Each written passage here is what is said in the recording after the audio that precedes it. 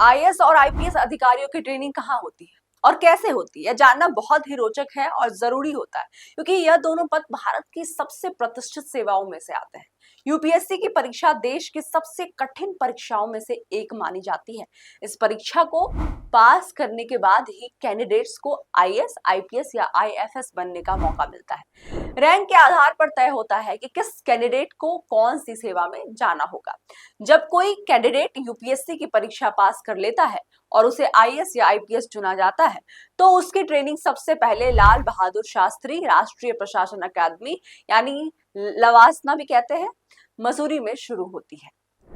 इस अकादमी में all India services के लिए नए अफसरों को तैयार किया जाता है। यहाँ पर फाउंडेशन कोर्स होता है जो लगभग 3 महीने का होता है। इस दौरान सभी सर्विसेज के ट्रेनिंग अफसरों को एक साथ ट्रेनिंग दी जाती है। फाउंडेशन कोर्स के बाद आईएएस और आईपीएस की ट्रेनिंग अलग अलग होती है। आईपीएस अधिकारियों की ट्रेनिंग 4 अलग अलग हिस्सों में होती है। फाउंडेशन कोर्स जो लवासना में होता है, फेज 1 ट्रेनिंग कहलाती है, डिस्ट्रिक्ट प्रैक्टिकल ट्रेनिंग होती है। उसके बाद फेज 2 में जो बताया आपको मैंने कि practical training, phase 1 district practical, और उसके बाद अलग अलग जगहों पर ये सारी चीजें होती है।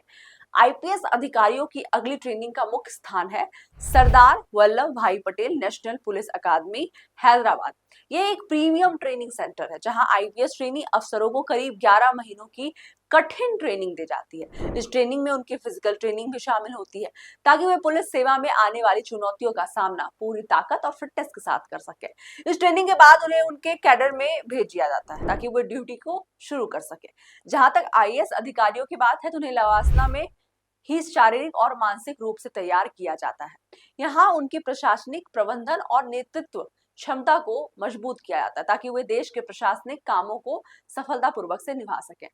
अब लवासना में ट्रेनिंग के दौरान फीस की जानकारी महत्वपूर्ण है। अधिकारियों को वहां बहुत कम फीस देनी होती है, एक कमरे के लिए लगभग 350 के आसपास। यदि 2 लोग एक कमरे में रहते हैं तो प्रति व्यक्ति किराया 175 रुपया होता है। इसमें बिजली, पानी जैसी सुविधाएं शामिल होती है। इसके अलावा मेस का शुल्क जो है वो 10,000 रुपए होता है। यहाँ जो अभ्यर्थी हैं उनको हॉस्टल, खेल कूद खाना या साइकिलिंग, जिम, लाइब्रेरी, आईटी सेवाओं जैसे अनेक सुविधाएं मुफ्त मिलती है। साथ ही उन्हें डॉक्टर की सुविधा भी उपलब्ध होती है ताकि उनकी सेहत का पूरा ध्यान रखा जा सके। इस प्रकार आईएएस और आईपीएस अधिकारियों की ट्रेनिंग एक बहुत ही व्यवस्थित और कठोर प्रक्रिया होती है जो उन्हें देश की सेवा करने के लिए पूरी तरह से तैयार करती है। यह ट्रेनिंग ना केवल उनके ज्ञान और कौशल को बढ़ाती है बल्कि उन्हें नेतृत्व, अनुशासन और समर्पण के भी गुण सिखाती है। तो ये था हमारी रिपोर्ट की आखिर आईएएस अधिकारी जो बनते हैं उनको किन किन पड़ाव से गुजरना पड़ता है।